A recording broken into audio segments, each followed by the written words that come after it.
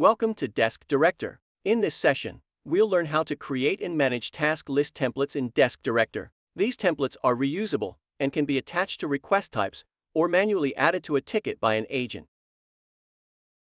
To access the template editor, log into the admin or tech portals and click on the Tasks button on the side navigation bar.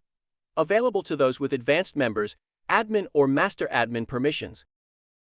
The task list template gallery offers a collection of templates you can import, with new ones added frequently. In the template overview, under Menu/Settings, you'll find options to edit the template's name, tags and company restrictions, and to open the task list template editor, click Menu/Edit. Task lists can be automatically added when tickets are created using specific request types, and you can restrict templates to certain companies to control access. The task list demo lets you preview the task list and expand items to see descriptions. In the editor, you can add, remove, and reorder instructions.